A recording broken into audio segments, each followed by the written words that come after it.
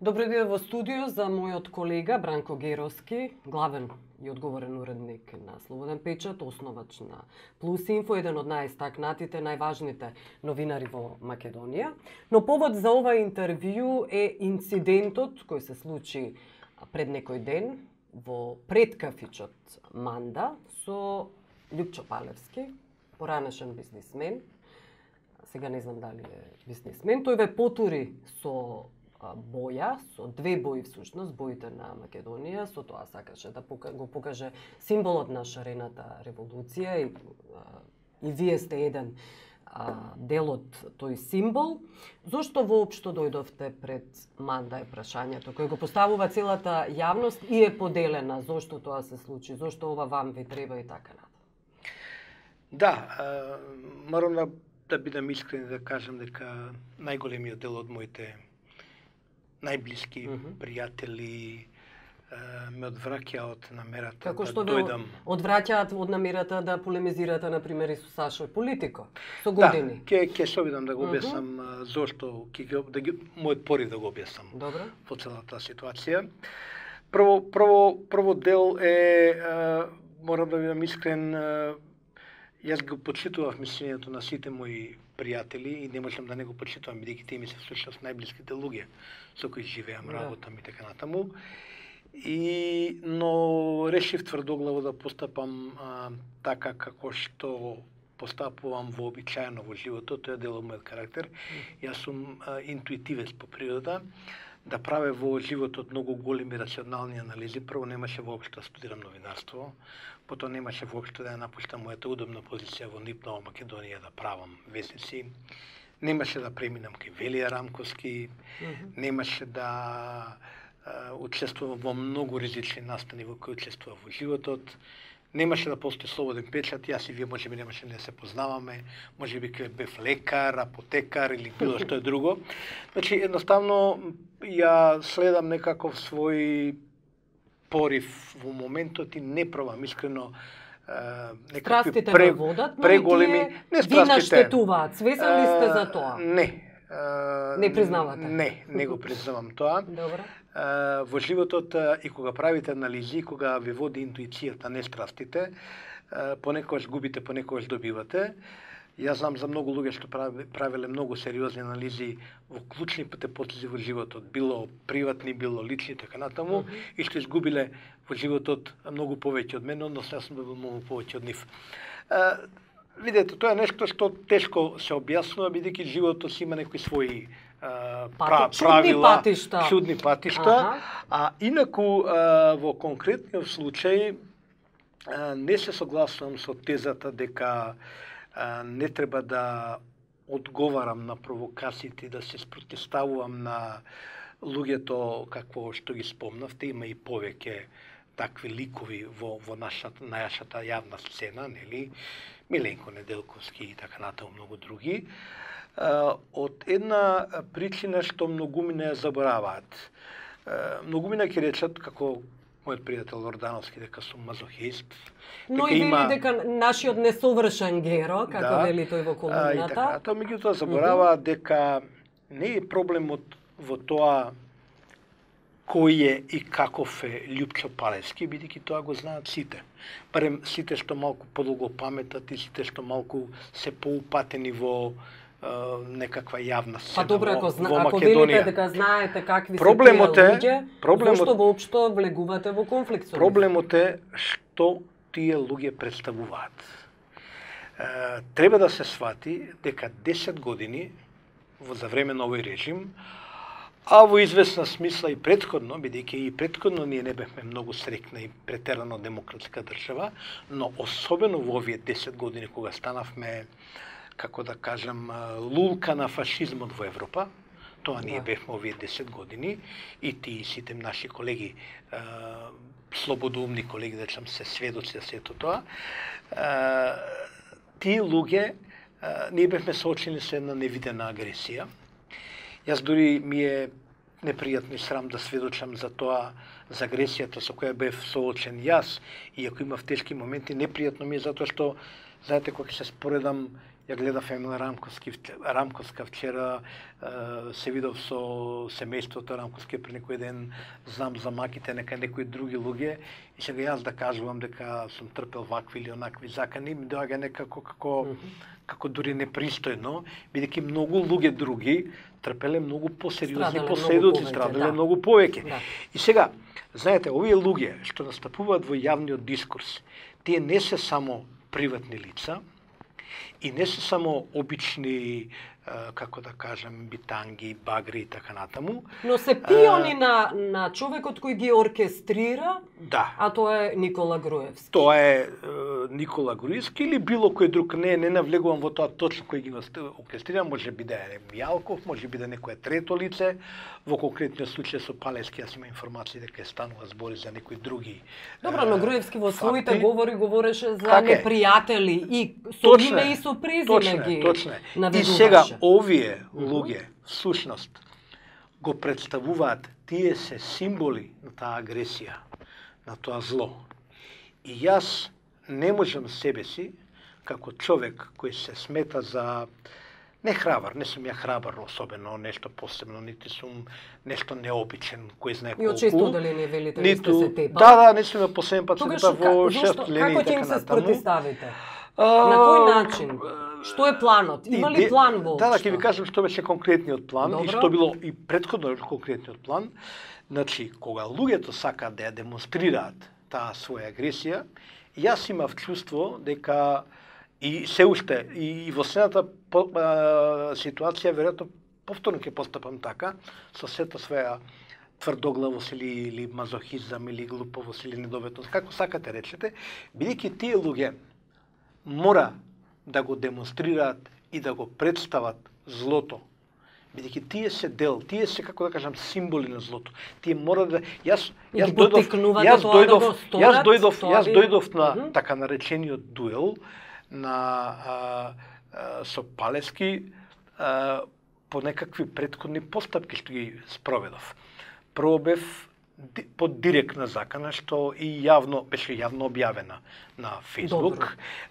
Можете да ја пријавите таа закана. Ја пријавив таа закана, се разбира. И зошто е потребно? Како и најмалку 10 пати, мислам еднаш и заедно сме пријавиле закана во јавното обвинителство.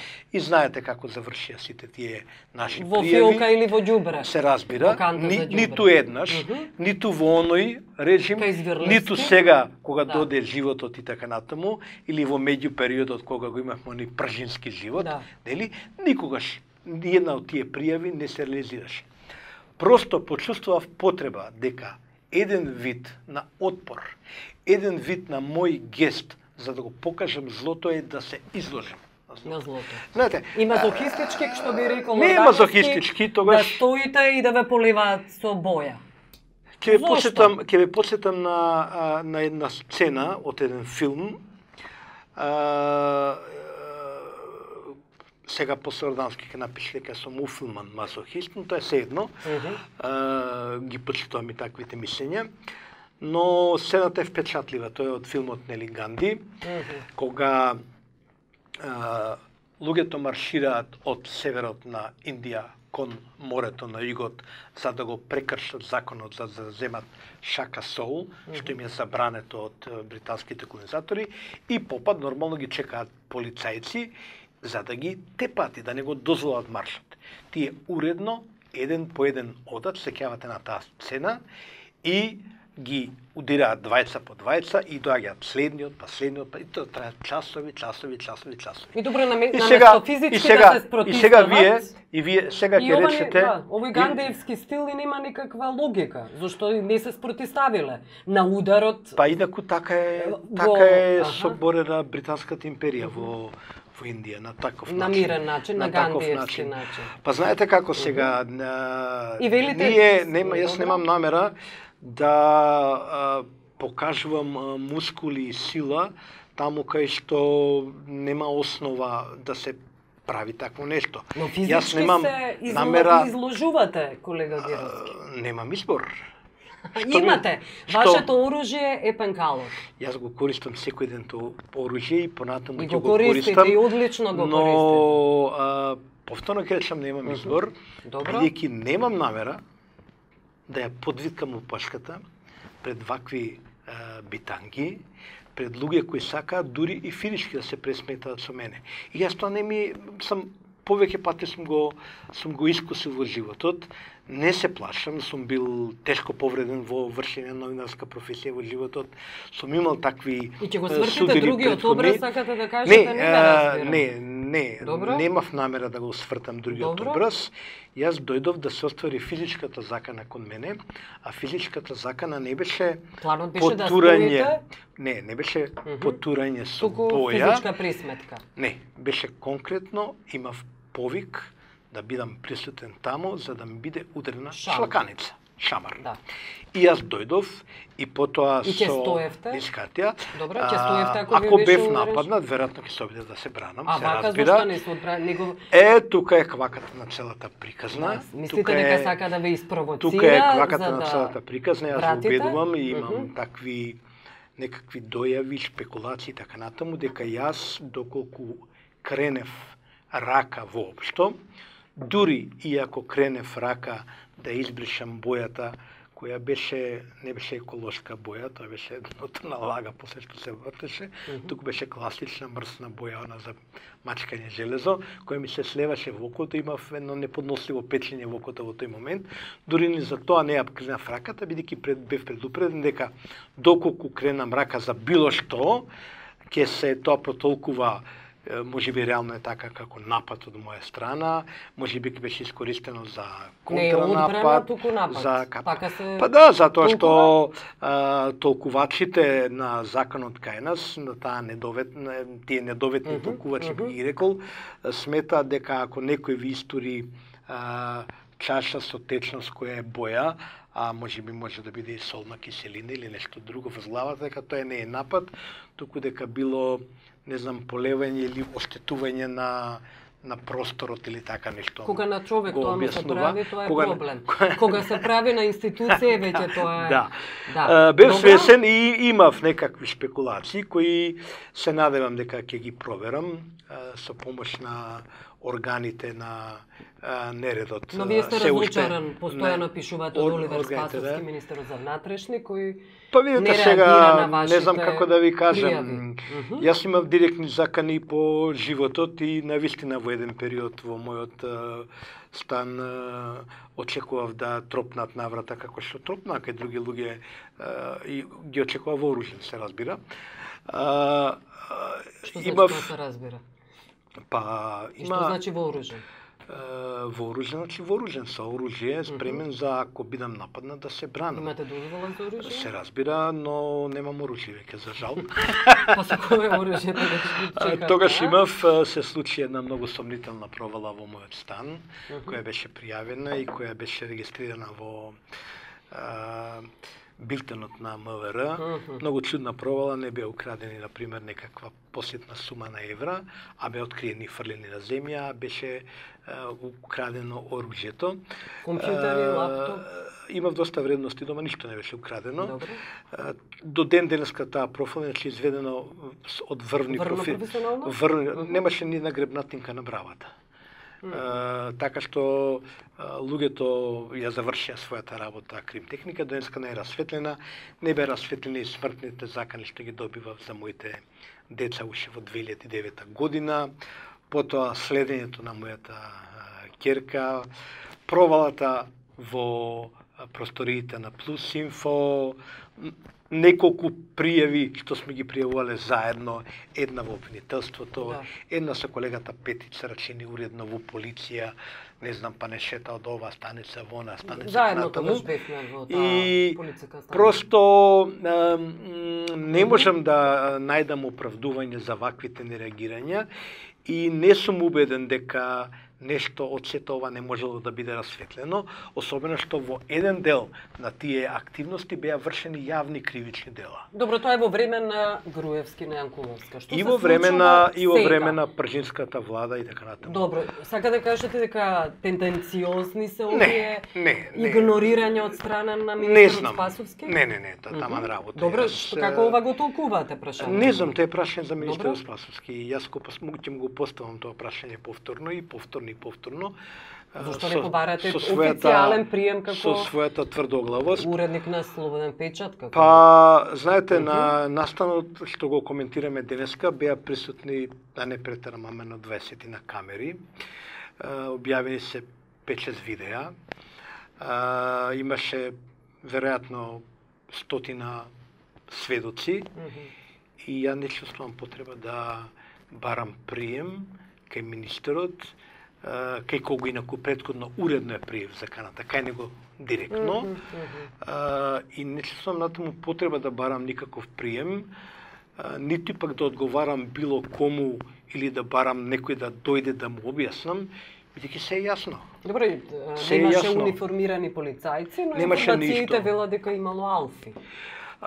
Имало, и тоа е веројатно и добра вест, може да имало, не алфите веројатно не можеле, алфите не можеле да спречат и јас не сакав, инаку не сакав да било кој алфа или омега, а таму имаше луѓе сериозни и мои пријатели и усклонечено поддржувачи на нашата кауза и така натаму, колеги и така натаму. Јас сите и јавно и приватно ги замолив на ниеден начин да не се замешуваат во инцидентот, бидејќи ми беше јасно дека постои сценарио, дека постои тенденција во целата приказна да се одигра една роља, при што жртвата се разбира ќе бев јас. Во крајна линија, ако јас извршев било каков напад, атак, ќе бев приведен, веројатно театрално, веројатно потоа слободен, бидејќи ништото немаше да се случи, но некој очигледно ќе се заврши својата намера. Во подготовката на ова сценарио имам информации кои учествувале повеќе луѓе кои се состанувале, правеле планови и така натаму, тие тој не го кријат сами да го кажуваат. Така што и ако имало, не знам, имам некакви информации, но не сакам никого да обвинувам, тие си знаат кои се. Ако имало, велам, и алфи, и омеги и така натаму, јас исто забележав дека има луѓе кои веројатно се дојдени да го следат настанот.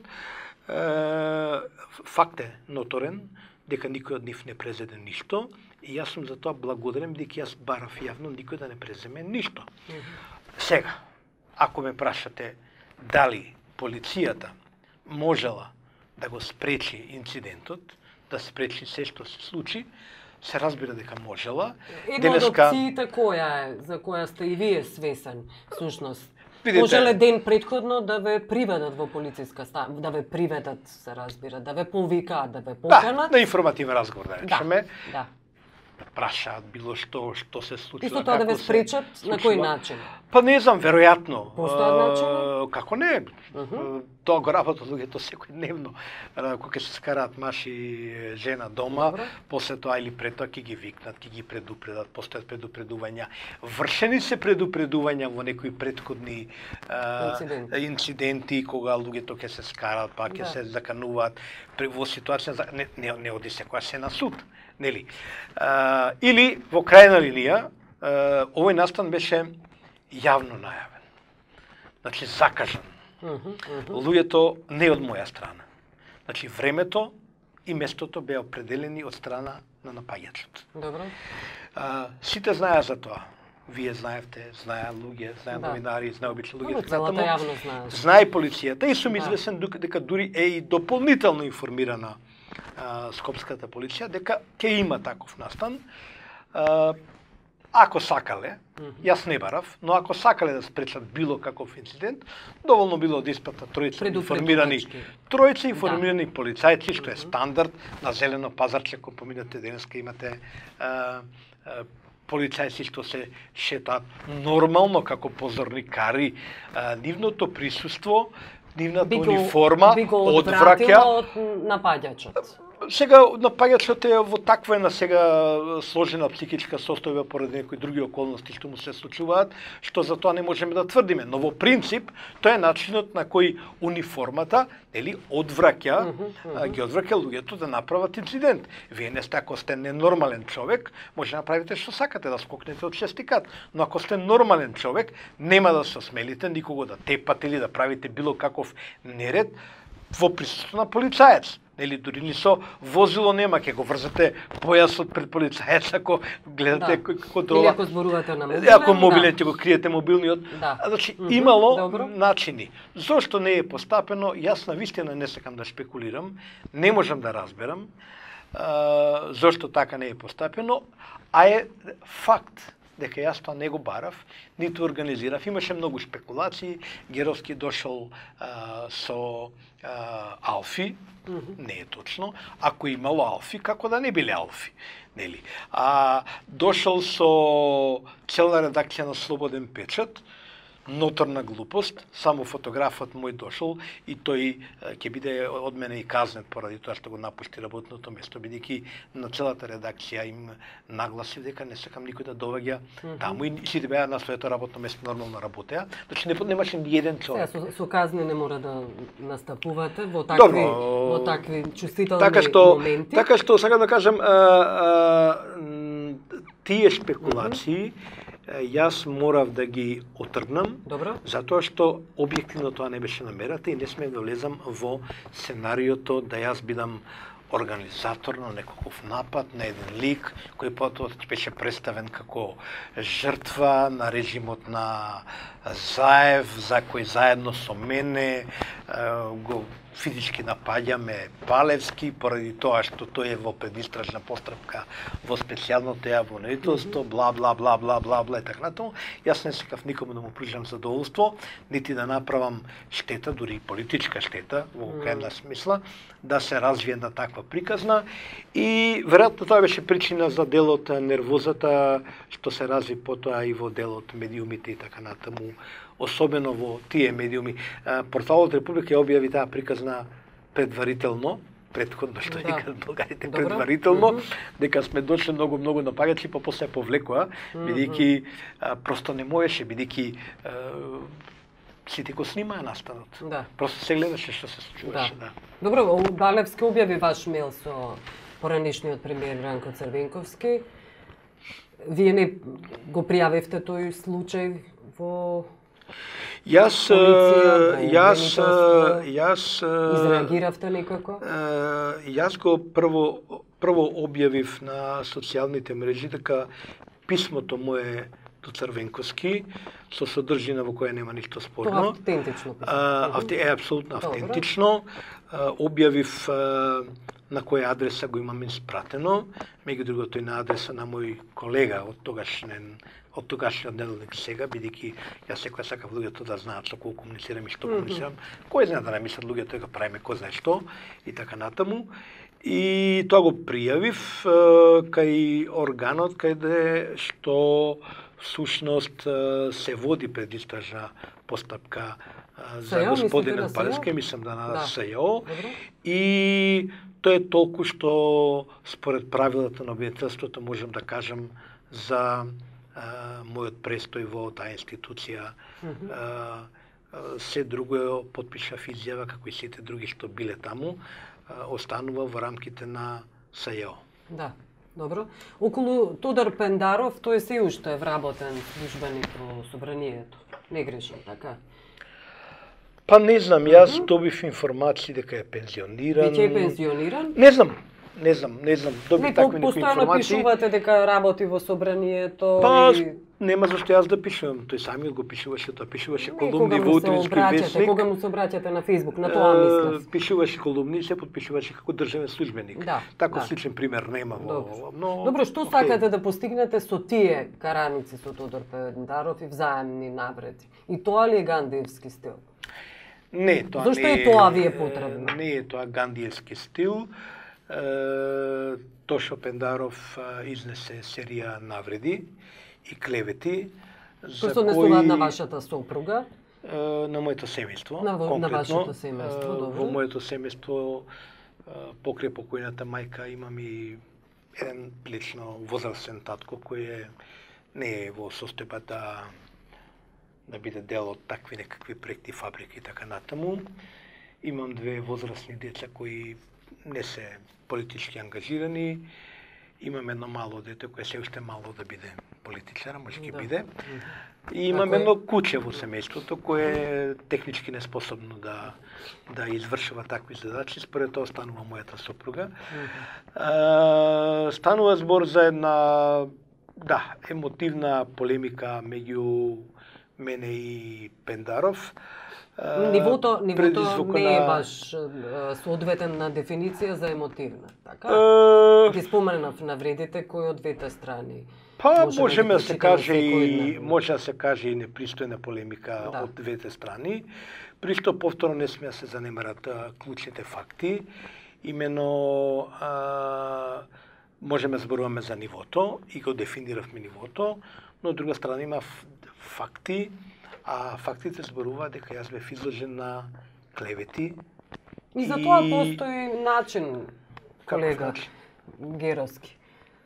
За клевети, за навреди, веројатно постои некаков Тука начин да действувате, да реагирате. Тука е нашето недоразбирање и зашто сакам посебно Добро. да кажам. Знаете, ние веќе десетина години се обидувавме и се обидуваме се уште, некои од нас, ја одама престанав. Еднаш или два пати се обидов на тој начин што наводно постои во класична судска постапка да докажам дека сум наклеветен. Да. Дури во една прилика против еден наш колега, нема да му го спомнам името, во прв степен ја добив пресудата и да ви кажам како изгледаше, да ви кажеме нејавноста како изгледаше тој начин. Кога јас влегував во судницата, јас влегував од вратата главна на судот, кај што влегува, а колегата влегуваше од вратата кај што влегува судиката. Тоа е тој начин. Разбирате. Јас го добив бидејќи клеветите изнесени во тој случај беа ко врата, што се вели, нели, неспорни, огромни, како што се сега неспорни клеветите на Пендаров, бидејќи сите знаете дека случајот Фабрика е документиран, дури има и судски процеси водени апропо тој случај, бидејќи луѓе беа бркани од работа, па тие тужеа, па ги губеа споровите. Во сиот тој документиран случај никаде не се спомнува ни никој од семејството Геровски. И сега, во таквите постапки, во таквите начини, ние со години немавме апсолутно никаква шанса да докажеме било што. И кога во ретките случаи тужевме, се сеќаваш, 17 луѓе, не еден, туку 17 луѓе го тужевме вечер, Латас и така натаму, за елементарна клевета. За земање како беше грчки пари, за не знам што беше таму и така натаму и така натаму. Значи за нешто за што невозможно е да не биде некој осуден. И ние го изгубивме процесот. И изгубивме многу такви други процеси. Од обратната страна, кога сум бил тужен, например сум бил тужен во процес, сега тоа е давно минато време, не сакам да ги обвинувам сегашните суди, после све се смени. Сега е ситуацијата каде подобра, се разбира. Но сум бил тужен, суден и осуден во судски процес кривично за клевета од тужителка која 4 години, кога што траеше процесот, не се појави на суд. Можете да замислите како тоа изгледа, во каква тоа депресија фрла кога вие не можете да го остварите елементарното право на одбрана. Но, што да зборуваме за овие процеси, за овие начини во споредба со едно правосудство кое фрлаше луѓе во зандани по 5, по 10, по 15 години. Без да се Велија Рамковски. Па не е само многу луѓе се така. Затворен е преполн од такви луѓе. И политички процеси имаше, во такви ситуации вие всушност мора да се соочиме со фактот. Немавме начин и бидејќи ни од реформите од правосудство во правосудството засега ние објективно немаме, ја не велам дека не обвинувам никого за тоа. Тоа веројатно е ќе биде еден тежок и сложен процес дека натаму, но не може да кажете дека имаме начин, бидејќи немате начин.